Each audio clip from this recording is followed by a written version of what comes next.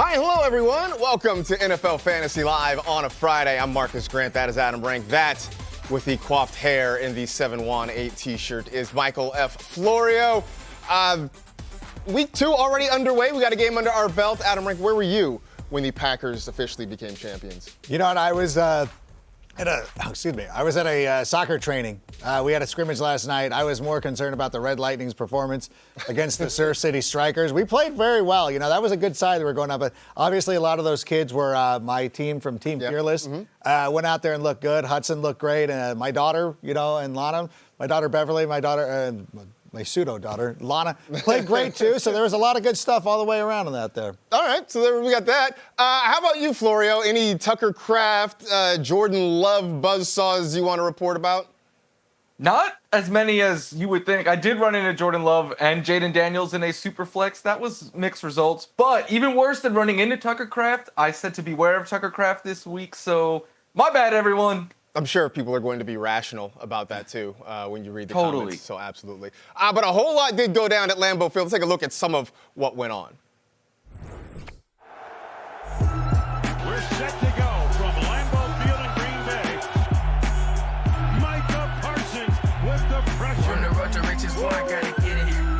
Pushing myself, I'm pushing my limits. Yeah, I gotta see what's on the other side.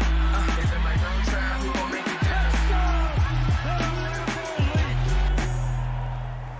So that gets us to a little bit of what we learned. Rank, what did you take away from last night? Well, when I went back and watched the game, there's got to be some growing concerns about the way that Jaden Daniels has played so far to open up this season. Now, obviously, the fantasy production is there, and that's anybody who's watching this show is probably what they care about the most.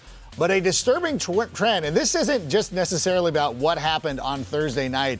If you really put a critical eye to what he did against the Giants in Week 1, he's been missing the mark. He's been missing players. He's been missing receivers. Now, some of it could be attributed to the fact that Terry McLaurin did not participate in training camp and all that stuff, but it should be a growing concern. And I know Commanders fans are not upset. They're like, listen, he won a playoff game last year. You know who else put up a lot of huge fantasy totals and also won a playoff game? Tim Tebow. So I'm just saying, I'm just saying that that's the thing. Like, if you will watch this with a critical eye, there might be some growing concerns, but thankfully nobody puts Jaden Daniels under the microscope like they do Caleb Williams, so he should be fine.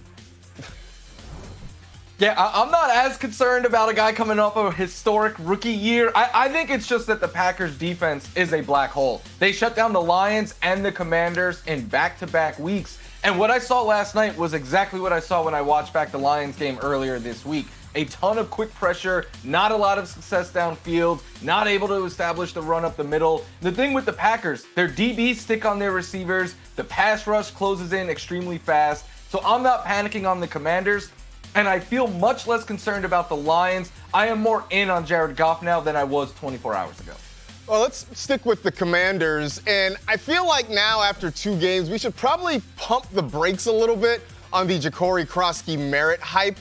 Rank, I know you were mentioning somebody asked if they should trade Tyler Warren to go get JCM. I saw elsewhere on social media people talking about starting him over Travion Henderson. Let's calm down on this right now, people. In 2 weeks, just has not had a ton of usage in the offense. Had 19 snaps in Week 1, 15 snaps last night.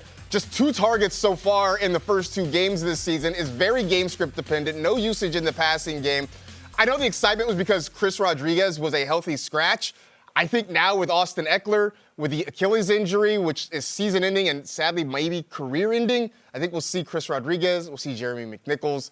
Let's just calm down on the road. I think a lot of it, though, because he's a rookie playing on a Thursday night game right after a huge Week 1, that might have been some of the reason why he was game scripted out of it. But now that he's going to have that little mini-bye, I think he could come back in a big way. Check your waiver wire, too, because people might panic and rage drop him. I'm not going to tell you to rage drop him. I'm just telling you, let's not rush him into starting lineups just yet. Let's hold on a little bit. But Florio, if you do need running back help, for instance, is there somebody in that Commander's backfield you're pointing toward, or are you looking elsewhere altogether? Well, first, I have an Austin Eckler bobblehead there, man. The air guitar. Shout out to Austin Eckler for everything he has given us over the years and everything he has done for the fantasy football community. I think Bill will be the top option for the Commanders, but I'm not sure his role changes all that much because Jeremy McNichols is the back that was getting all the passing down work after the Austin Eckler injury. So maybe he gets a couple of carries that Eckler was seeing, but I think McNichols could be utilized a lot in the passing game. Bill, to me, is more of a flex option. If you wanted to go outside of it, some buy low candidates right now might be like a James Conner, RJ Harvey, or if you believe in like Kenneth Walker, Isaiah Pacheco, those are other options you could go and try to acquire for cheap right now. Hey, one day maybe this bill becomes a law, but for now he's just sitting here on Capitol Hill waiting for a spot in your lineup. Looking ahead to the rest of the weekend, big matchup coming up this week. Hurts is back. Hurts has plenty of time. He's looking. He fires. He completes it. Touchdown! A.J. Brown! Hurts back. Looking. He is going deep. And it is caught. Touchdown! Devontae Smith, 46 yards. The Grim Reaper. It's over. The Philadelphia Eagles have won Super Bowl 59. They have beaten the Kansas City Chiefs 40-22. It's their second Super Bowl win in 7 years. What a game. What a season. What a team. The greatest Eagles team in modern history. Eagles fans, savor it and rejoice. The gang wins a Super Bowl. A big day for Philadelphia Eagles and their fans. Take a look at the top fantasy scores from that game. Xavier Worthy had the long touchdown catch. That was the reason we got really excited about him this offseason in fantasy, but it was pretty much all Eagles. Jalen Hurts, Jake Elliott, Devonta Smith, Saquon Barkley, all with big days. Patrick Mahomes putting up a decent number, but a lot of that coming once the game really had been decided at that point. But these two teams will face off again coming up here in week 2. So we decided to take a look at the starts, the sits, and the sleepers from this one. So on the start side of things, Rank, who are you looking at? I'm still looking at Patrick Mahomes. I know when you look at the totals there on the board previously, it looked like he had a good game. If you watch the Super Bowl, you're like, that was anything but impressive. And he came on at the end after falling behind 24-0 in that first half. The thing of it is, when you look at his history against the Philadelphia Eagles, he's done pretty well against them. And one of the things, too, is that not turning the ball over, not throwing the interceptions in 7 straight games right now. He's been outside of the Super Bowl again. He's done a really nice job of protecting the football, making the most out of all of his wide receivers. I thought going back to the time when they let Tyreek Hill go that it was going to be very difficult for him, but he's made the most of it. Obviously, it's interesting because people always try to put so much doom and gloom on him for losing an attempt to win 3 consecutive Super Bowls. That's a pretty heady accomplishment. So for me, I'm still comfortable going with Patrick Mahomes. I picked him in a number of spots this year because I thought we would have a bounce back, and I think that continues here in week 2. Yeah, ring culture has made it where making a Super Bowl and losing is somehow worse than not making it at all. I think A.J. Brown is a strong start in this one. Look, I know week 1 stunk, just 1 target, and I get the concerns that maybe the hamstring injury is lingering. What conveniently gets left out in that discussion is that Devonta Smith only had 3 targets in that game as well. But with the whole world talking about the lack of usage for A.J. Brown, I think a squeaky wheel game could be on tap against the Chiefs team that was just torched by 3 different Chargers wide receivers last week. And the real reason I wanted to talk about A.J. Brown is you have about 2 more days to try to buy low. I think it's worth going out there and trying to acquire the Eagles star. Well, you're big on swole Batman. I'm equally big on skinny Batman. I think start Devonta Smith is definitely a thing you should you should do this week. I guess you should worry about it if he's on the other side, because I think he's going to have a big game. Rank, you talked about Mahomes versus the Eagles in his career. Devonta Smith against the Chiefs has eaten very well. He's played them 4 times, 2 in the regular season, obviously the other 2 in the Super Bowl, and has had 99 or more receiving yards in 3 of those 4 games, 24 catches overall, 390 yards. And just like I think the Eagles want to get A.J. Brown involved, I think they want to get Devonta Smith involved as well. So I see a big game coming for skinny Batman. Now over to the sits, the guys that we are avoiding. Florio, who are you down on this week? Admittedly, I got to the homework last and my sits were taken. So let's go with the Chiefs defense here. Look, I know this defense isn't a huge call, but they were bottom 5 in yards per game and offensive TDs allowed in week 1. And we just showed that graphic. You saw what this Eagles offense did to this Chiefs defense in the Super Bowl last year. I just do not play. I don't care how good the defense is. I do not play them against this Eagles team that could beat you in a number of different ways. So I would be throwing the Chiefs back out there and looking to stream someone like the Cowboys defense or the 49ers or the Cardinals, something like that, over the Chiefs this week. I'm going to go with a beware for Travis Kelce. It's been very difficult for him over the last number of games, as you see right there, 4 receiving touchdowns in his last 23. Last week, he had just 10% of the target share, and that is concerning to me. It has just not been there for him, and on top of everything, that was rude. We didn't need to see that. He made a mistake. He owned up to it. But I will say this. The Eagles are very good against opposing tight ends, so it might be in your best interest. If you're playing DFS, you cannot do it at all. I don't know who you would pick up. I don't know if you're going to stream Hunter Strange or what you're going to do. But you might want to look at some other options if you have good available. You're showing it again? Come on. Stop showing that. It was mean. It's mean for Xavier. Yeah, that hurts. While we may be being aware of Travis Kelce, I think you can get away from Isaiah Pacheco. It's not just the lack of production. I think more worrisome for me is the lack of usage. If you look at his last 9 games, including the postseason, he's had fewer than 10 carries in 7 of those games. We're also talking about a guy who's never been a big part of the Kansas City passing game, so you can't count on a lot of those cheap, targets in PPR leagues. You're not going to get the 10 catches for 31 yards like you got from Jahmyr Gibbs last week. So this is a situation where I would stay away, especially against this Eagles run defense.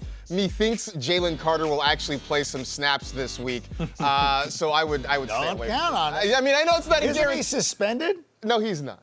So they counted last week as a suspension. I guess so. You were kicked out of the game. He was fined, not suspended. Stranger things have happened, but I think he's going to play some snaps this week for sure. Let's get to the sleepers, though, in this one. And I'm dipping back into the Wayback Machine, and I'll give you John Smith. John Smith-Schuster, you know him as Juju, and we saw him get some targets last week, especially after the Xavier Worthy injury. Ended up playing about 80% of the snaps in week 1. Marquise Brown, I think, looks like the number 1 target in this offense, but with Travis Kelce maybe on the decline, maybe just getting locked up by the Eagles defense, Juju could end up being the number 2 target. Look, he's not a big downfield guy, just 5.3 air yards per attempt the last 2 seasons, but without those guys to stretch the field, this could be another short passing game for Patrick Mahomes. And I'm going to take Hollywood Brown here because last week when he was inserted into a more prominent role following the injury of Xavier Worthy. Want to show that again? No, please don't. Please don't. 16 targets in week 1, and you know what? If they get into another situation where they found themselves back in February where they need to throw the ball, I think that Patrick Mahomes is going to have to throw a lot in this game, and you can't ignore the targets from last week. So Hollywood Brown is actually a really sneaky start for a lot of people, especially if you've had some injury concerns over the last couple of weeks or last week or 2 and need to get a wide receiver into your lineup.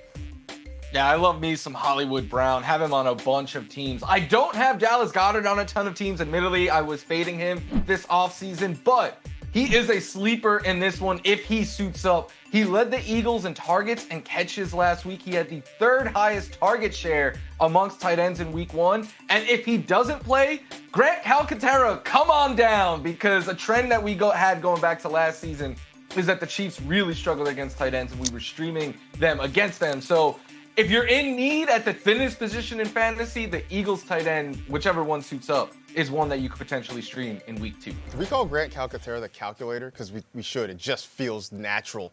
We just call him the calculator. By the way, if you want some more sleepers, you can check out my sleepers column. You can find it every week on NFL.com/sleepers. So go check that out. We are just getting started here on this edition of NFL Fantasy Live. But first, a little shout out to the folks there at Sunday Ticket. New users can now get NFL Sunday Ticket for 8 payments of $34.50 per month to watch every game every Sunday, all in one place. Sign up now for NFL Sunday Ticket and YouTube TV. Terms and embargoes apply. We got plenty more game previews as we roll along here on this Friday. We know about the Bills and pretty much who you're starting there, but we saw the Jets offense take flight last week. Can they stay strong in a big AFC East matchup? Stick around for more NFL Fantasy Live. NFL Fantasy Live is brought to you by General Mills Cereal. Tastes like a touchdown.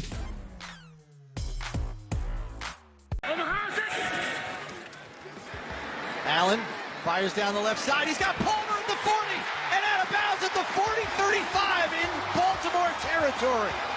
Wow, what a play. Josh with a frozen rope. 32 yards. The snap. Back to pass, blitz coming. Allen complete to Coleman. Cuts it back to the 20. Tripped up at the 10-yard line. Oh, we thought he was headed to the end zone. Down to 3 seconds. Here's the snap. Hold is down. Kick on the way. And it is good. And Matt Prater, in his first game as a Buffalo Bill, has won the ball game here in week 1. I know the instinct there is to try to make the play, but, if they let Keon Coleman score. I know, right? Maybe the Ravens probably would have won that. They have a chance. Or Mark Andrews would have dropped a pass, and it would have been bad. It would have been a whole thing. I was screaming go down the whole time.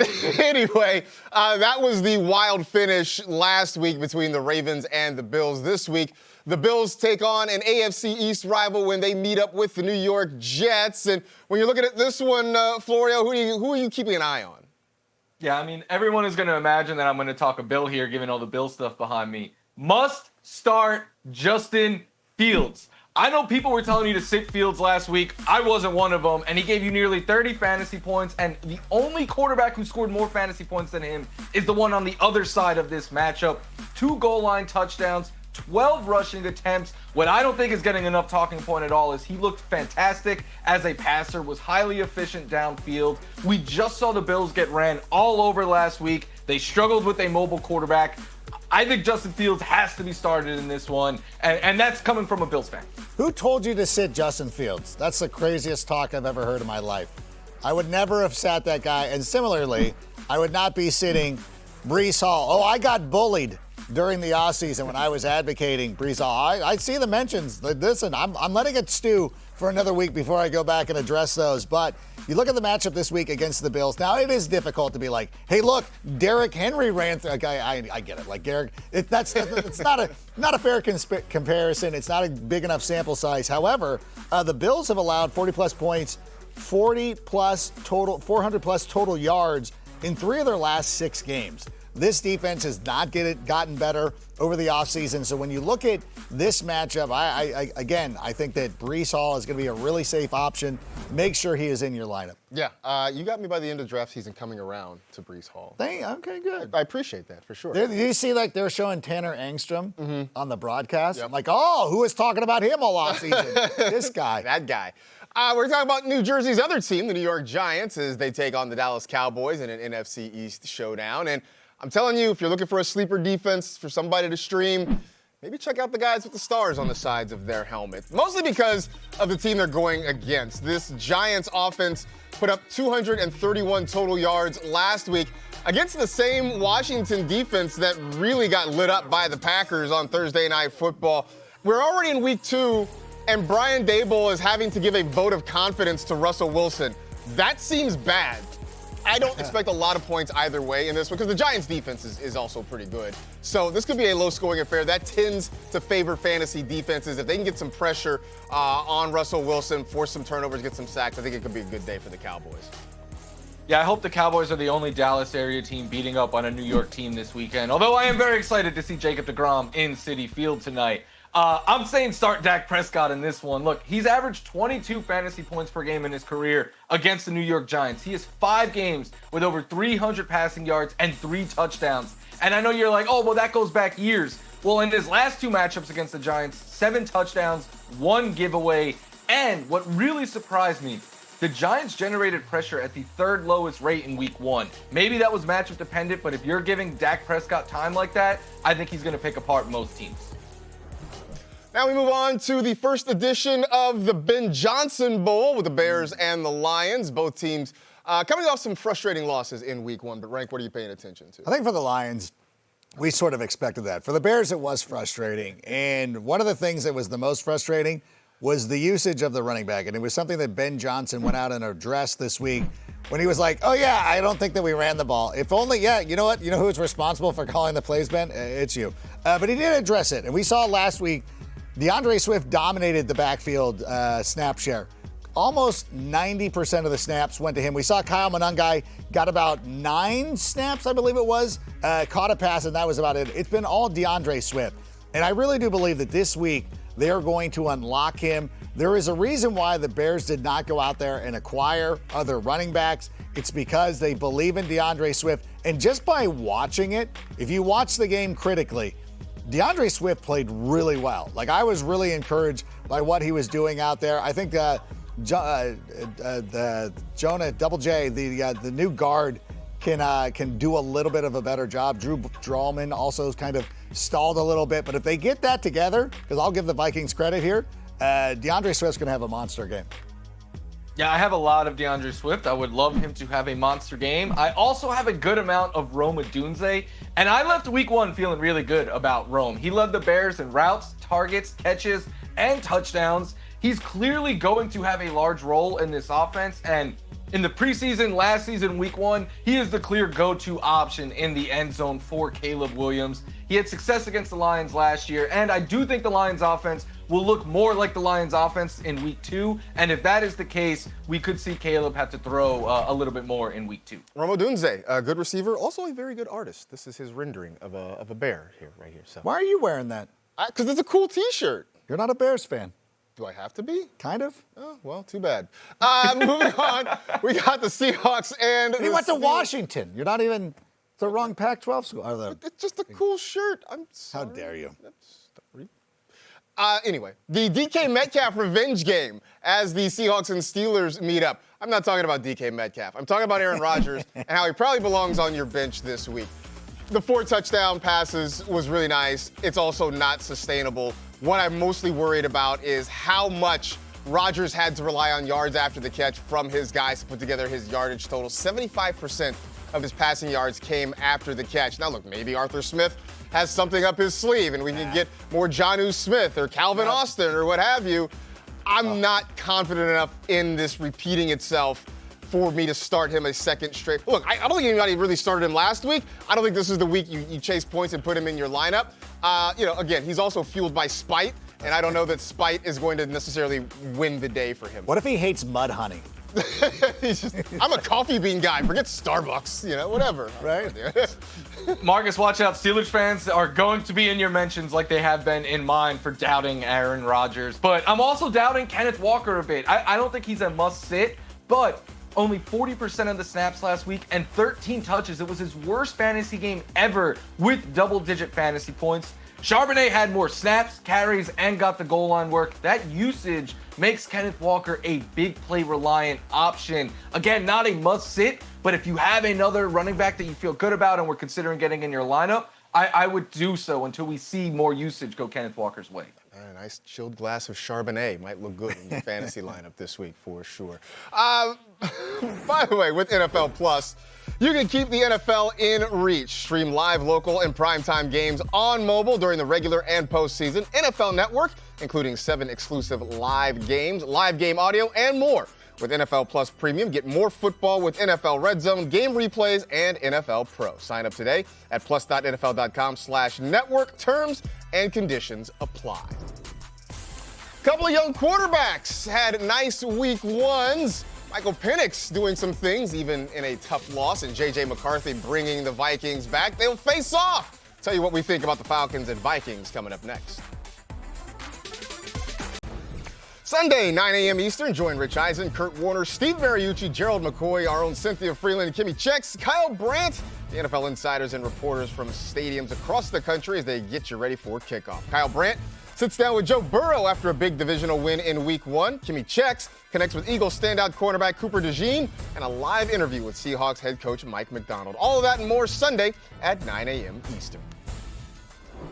Time now for If You Know, You Know, which is what we're telling you that you need to know if you don't already know. And got some news out of San Francisco. NFL Network insider Ian Rappaport reporting that Brock Purdy is expected to miss 2 to 5 weeks with a variant of turf toe. In his absence, Mac Jones will be getting his first regular season start as a 49ers. So, Rank, how do we feel about this Niners offense with Michael McCorkle at the helm? I'm in. I've actually fired up Mac Jones in a lineup or two. I think this is a pretty good fit for them. I think that what we've seen out of Kyle Shanahan over the last number of years is that he's pretty much able to make it work with just about any quarterback. And this is a quarterback that he really liked coming into the draft season years ago. It was reported that he was all in on Mac Jones. They went with Trey Lance instead. A thing they got away with because Brock Purdy is so good. But I feel very comfortable with Mac Jones here. Flory, you feeling the same way? Yeah, I like Mac Jones, and I would be plugging in Ricky Pearsall this week as well. He turned 7 targets into 107 yards last week. Kittle's out. I think he's going to be the top target. In fact, he was one of 3 wide receivers in week 1 with over 100 air yards and multiple end zone targets. And we saw Mac Jones elevate Brian Thomas Jr. to new fantasy heights and kind of make him what he was down the stretch last year. So I'm not panicking about Ricky Pearsall at all. All right, so feeling good about the options in San Francisco, at least for the time being. Back to our game previews. We got the Jaguars and the Bengals, both those teams 1-0. And who do you like in this one, Rank? Well, I'll talk about Brian Thomas Jr. right here. Obviously, the numbers from last year, he averaged close to 20 fantasy points per game with Mac Jones as his starter compared to 15 with Trevor Lawrence. But this week against the Cincinnati Bengals, I feel very comfortable. Like, if you are not going to turn it around against the Cincinnati Bengals, it might not ever happen. The Bengals have allowed 31 passing touchdowns since 2024. That's the 4th most in the NFL. They've allowed the 8th most passing yards per game over that time. They allowed 16 fantasy points to Ced Tillman. So honestly, Brian Thomas Jr. needs to start. Travis Hunter needs to start. Travis Etienne needs to start. Pretty much anybody who plays offense for either one of these teams are very good candidates to start for you this week. Yeah, we want to go against the Bengals defense is absolutely what we want. Meanwhile, we got the Browns and the Ravens. Joe Flacco making his return to Baltimore, but is that the guy you have your eye on in this one, though, Florio? In the Flacco Bowl, no, it is not. Because last I checked, to score fantasy points, you need the ball to be thrown your way.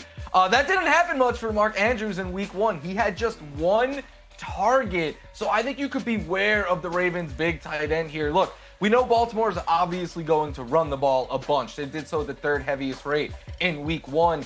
But what stands out to me is the Browns play man coverage at an above average league rate, which I think means it's going to be another big Zay day. And then DeAndre Hopkins, you saw, is going to be utilized in the red zone a bit. Touchdowns are what made Mark Andrews. In fact, no one was more reliant on them last season at the tight end position. So if the ball's not going his way as much, I think you got to beware of Lamar Jackson's former go-to guy. Yeah, I really thought that with no Isaiah Likely early on, we'd see Mark Andrews work again. But through 1 week at least, that did not seem to be the case. Meanwhile, we got the Falcons and the Vikings and some news regarding Atlanta's offense. This from Ian Rappaport. Good news for the Falcons. Wide receivers Drake London and Darnell Mooney have no injury designations for Sunday night against the Vikings. Both will play, so definitely good news for their quarterback, Michael Penix. Nonetheless, I think you should be wary of throwing him in a lineup. It was a nice start to his season last week against the Buccaneers. They're a little bit more of a forgiving defense than what he's going to face this week against Brian Flores and that Minnesota defense. Now, we saw Caleb Williams actually run the ball effectively, and Penix actually ran, I think, a lot better than a lot of us anticipated. I still worry about his general escapability overall. I think he's going to be under pressure a lot. I still think you can start Drake London. You're obviously starting Bijan Robinson. Everybody else, though, in that Falcons offense, I would try to get away from if you absolutely could. Just don't like them this week against the Vikings defense. Meanwhile, it is time now for Seize the Season, presented by Caesars Sportsbook. Here are the top 6 most likely players to score the first touchdown in the Falcons-Vikings matchup. That is according to Caesars Sportsbook. You see Bijan Robinson, no surprise there up top, followed by Jordan Mason, Justin Jefferson, Aaron Jones Sr., Drake London, who we now know is playing, and T.J. Hawkinson. Florio, of those guys, or maybe somebody off menu, who do you think is most likely to find the end zone first? On the pod this week, we were surprised that Jordan Mason was ahead of Justin Jefferson, but give me Jordan Mason. Look, 3 red zone touches in week 1. Aaron Jones did not have any, and then, or carries at least, and then he played more snaps and nearly double as many carries as Aaron Jones. And the Vikings, they started to look like themselves on offense in the second half. So I think they'll be able to get into scoring range. And when that's the case, it seems like Jordan Mason is their guy. A lot of work for Jordan Mason last week. There you go. New users can bet $1 to boost their next 20 bets by 100%. Must be 21 or older. See Caesars.com/promos for full terms. Coming up, Can we call this the John Elway Bowl between the Broncos and the Colts? Because you see, once upon a time, John Elway was going to be a Colt, but then he went to go play for the Yankees, and it became a whole thing. Either way, we're going to talk about the guys who are playing in this year's game. That's coming up next after the break on Fantasy Live. 2nd and 20 for the Colts. First play of the second quarter. Daniel Jones flies it right side. It's caught at the goal line. Touchdown for the Colts. And it's Michael Pittman Jr. A 27-yard, beautifully placed pass by Daniel Jones to Michael Pittman Jr. Touchdown. I-N-D-Y for the Colts. Well, last week, a pretty good game for Michael Pittman Jr. in Week 1. This week, though, a little bit of a tougher matchup. The Colts take on the Broncos, and likely Pittman locked up on Patrick Surtain. How are we feeling about that? Not great. Not great at all. I'm going to be sitting him this week. I'm not going to be chasing the fantasy points, looking at what he did against a Miami Dolphins team when he is going up against what could be the best defense in the NFL this season, going up against a premier cornerback. There are a lot of Baltimore Colts. A lot of Colts I'm going to be sitting this week. The only one I would probably sort of trust is Jonathan Taylor because I have to. I really don't have many more options, but Michael Pittman, definite sit for me. Yeah, I agree with that on Pittman. And Laquan Jones is going to hate me for this one, but I think J.K. Dobbins is the Broncos running back to start. He led the Denver backfield in snaps, carries, and routes. All of the red zone touches went his way. And the Colts, they really struggled against the run last season. Devon Achane was the only Dolphin that put up a respectable fantasy line last week. And game script, if the Colts are struggling on that Broncos defense, game script will be on J.K. Dobbins' side. I want R.J. Harvey to be a thing, but until we see it happen, I think J.K. Dobbins is the one you ride with. All right, moving on, the Rams heading down to the Music City to take on the Tennessee Titans. And if you are looking for a deep sleeper, if you're in a deep league, or maybe just kind of want a little bit of an out-of-the-box play, Elic Iomanner. Ooh.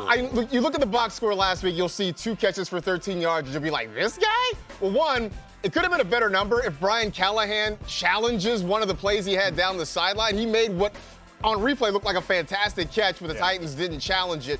But it's beyond that, it's the underlying numbers there. 82% route participation, 28% target share, 42% of the air yards. If you're into the unrealized air yards thing, 116 unrealized air yards, meaning there were opportunities out there. Cam Ward was going in Iomanner's direction a lot. So they want to try to get him involved. We saw Calvin Ridley get locked down last week.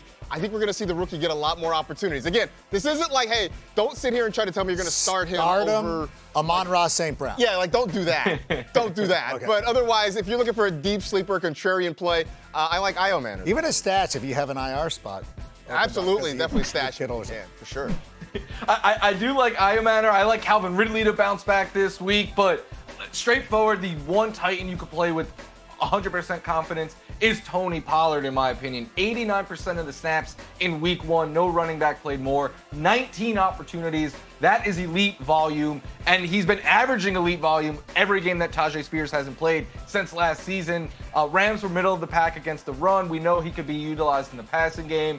Tony Pollard is just very safe floor, upside, all in one package. Patriots and the Dolphins. Miami coming off a really embarrassing loss in Week 1. The Patriots didn't play all that great. I know a lot of people, myself included, like Drake May in Week 1. Right. Are we willing to double down in Week 2? I think so. Anytime you are going up against a team that had a players-only meeting in Week 1, that's a little bit of a concern. Now, is he going to go out there and have a monster game against this team? I don't know. It's hard to really predict that, but at the same time, the opportunity is going to be there. They see, they're not afraid to air it out there with the New England Patriots. Miami did allow so much production last week. Again, it's tough, but I think that if you were riding with Drake May, if you drafted him as your quarterback 1, you should feel very confident going with him this week. On the other side, a must start is Tyreek Hill. This is, I think, mostly a reminder. I know that people were down on him this draft season for a variety of reasons. Still a really talented player, still the focal point of the passing game. Miami wants to be vertical. They weren't able to do that last week, in part just because the game kind of got away from them early. I don't expect that's going to happen. Now, whether they can sustain this sort of thing all year long, I don't know. But I think for this week, after getting embarrassed last week, we will see a better version of the Dolphins offense, and that includes getting the ball downfield to Tyreek Hill. The Raiders were able to go deep on the Patriots last week. I think the Dolphins can do it this week. Coming up, a pair of LSU Tigers sort of let you down. It's like a Linda Ronstadt game. Blue Bayou. Oh, my is God. what you're talking about. I was just thinking. Kendall, do you know what that means? He has no idea what that means. We're going to talk about some duds to studs coming up after the break. So there were some guys that probably let you down in week one. We are going to do some duds to studs. The guys who were frustrating last week that will be a lot more fulfilling this week. So who are you looking at, rank on a guy that maybe will bounce back this week? I'm going to look at Dak Prescott, who was one of the, I have so many shares of Dak Prescott, especially in any league where I drafted CeeDee Lamb. I really wanted to pair them two and have that connection going. And week one wasn't great, unfortunately. We did see Javonte Williams score a pair of touchdowns. That's just something that's not going to happen every week. That's just one of those things that's, the circumstance of what was happening in the game. But I think over the long run, Dak Prescott is going to be very good for your fantasy teams. The Cowboys attempted over 35 passes per game on average last season. And you know what? This week is an opportunity to get it right against a Giants team that he had a 7-to-1 touchdown to interception ratio against. This is going to be a monster game for Dak Prescott. Yeah, I really like Dak Prescott this week, and I love me some Travion Henderson. I know last week, only 5 carries. He still nearly doubled Ramondre Stevenson in rushing yards, averaged over 5 yards per carry. So that is some of the explosiveness that was advertised this preseason. But what stood out to me, 6 targets. He is clearly going to be heavily utilized in the passing game. And the Dolphins, they were just torched by the Colts. Lots of explosive plays. I think we start to see the home run hitter. Kind of like Juan Soto. Travion is going to hit a couple of home runs this weekend and maybe even get a receiving touchdown from Drake May. I'm trying to count all the receiving touchdowns Juan Soto has. I'm coming up blank. Looking at wide receivers, Jamar Chase is going to bounce back. I think you can apply this to a lot of parts of the Bengals offense. Last week, they had 7 yards of offense in the second half. I feel like that's probably not going to happen again. The other part of last week, and maybe we should have seen this coming, the Browns just have the antidote for Jamar Chase. He's played them 8 times in his career. He's only had 2 games with more than 60 receiving yards against Cleveland. This is going to be a whole different scenario against this Jacksonville defense this week. So, in case you were frustrated, in case you were worried, I don't know why you'd be worried about Jamar Chase, do not be. He'll go back to looking more like the Jamar Chase we're used to seeing. Have you ever met fantasy people? Like, they get worried about every single person who does not perform. Speaking of which, Mark Andrews struggled in week one, and this is the perfect opportunity for him to bounce back because he's got a matchup against the Cleveland Browns, a team that he has torched throughout his history. He's averaged over 15 fantasy points per game in his last 4 against the Browns. He's had at least 14 points in those games in 3 of his last 4, so it's not like one big pop game. The one thing he does need to do is get into the end zone, but the Cleveland Browns have allowed the 8th most receiving touchdowns to tight ends since 2024. Look for Mark Andrews to bounce back in a huge way. Those are our duds to studs for week 2. Let's get back to our game previews. The Carolina Panthers head down to the desert to take on Arizona. Rank, the Panther offense was ungood in the first week. What should fantasy managers be looking out for? I thought it would be a lot better, but still at the same time, for anybody who went out there and were streaming the Cardinals defense last week because they opened with the New Orleans Saints, and you're like, oh my gosh, I forgot to pick up a defense. Nope, you did. You're fine. You can go with the Cardinals again this week against the Carolina Panthers. We're playing the matchups very simply. Some of the teams that we're looking at streaming against, it's going to be the Panthers, it's going to be the Saints, and low-key it's going to be the Giants until they do the right thing and put Jameis Winston as their starting quarterback. So feel good. Jackson Dart? No, you know what? Because you really want to know what you have with the Giants' offensive line before you put Jackson Dart out there. Like, Jameis Winston is I know, I'm sorry, I'm sneaking in a football take, but Jameis Winston's a perfect bridge quarterback, and he's also a vibe guy. Did you not see those goofballs? Like Jameis, Jackson Dart, and when they had Tommy DeVito? They were amazing. They were so much fun out there. And the Giants are like, I would love to see Jameis Winston from Malik Neighbors, but I don't know if we're going to. I do know we're going to see a ton of James Conner this weekend. I think he is a must-start option because you saw the Panthers get ran all over last week by Travis Etienne. They also gave up the most fantasy points per game to running backs last season and the season before that. Like, this is just a trend to start running backs against the Carolina Panthers. 14 points last week. Feels like more of a closer to a floor game for Connor. This could be the big ceiling game that people want to get in fantasy. Love Connor. Also love Trey Benson as a sleeper. Speaking of sleepers. I just put Trey Benson in my lineup. There you go. That's what I was doing. Speaking of sleepers, as we get to the 49ers and the Saints, if you were looking for a sleeper there, let me introduce you to Juwan Johnson, who seems to be the apple of Spencer Rattler's eye.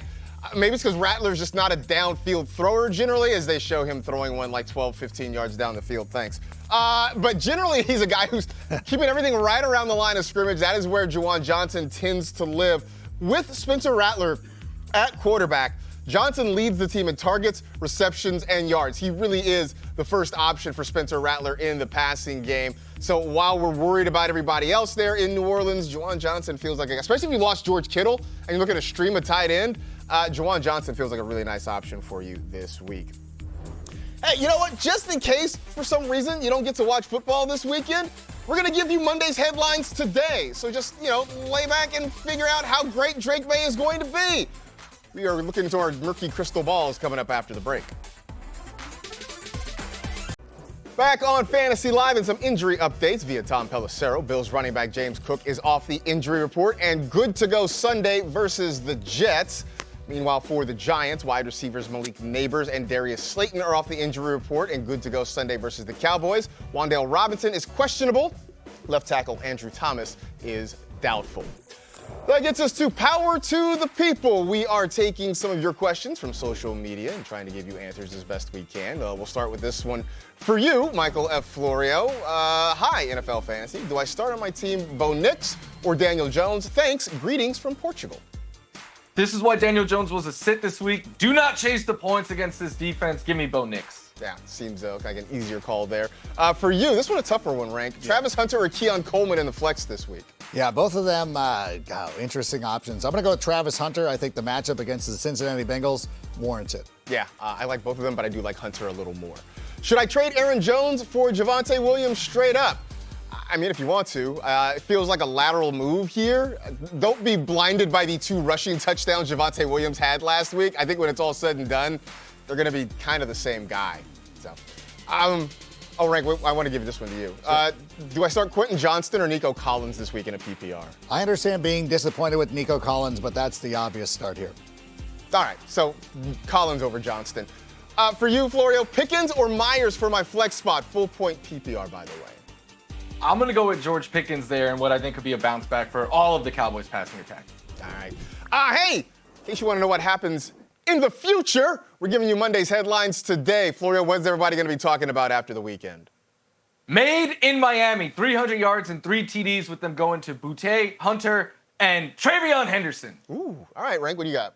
JJ is dynamite. It's not a fluke. JJ McCarthy is a good NFL quarterback. He's going to put up big numbers this week against the Falcons. Jimmy Walker. Anyway, I'm going to tell you that Keon lights up Broadway. Keon Coleman had a very good week 1. I think he keeps that rolling. Love the usage there. So like for the person who had Travis Hunter or Keon Coleman, that feels like a good problem to have.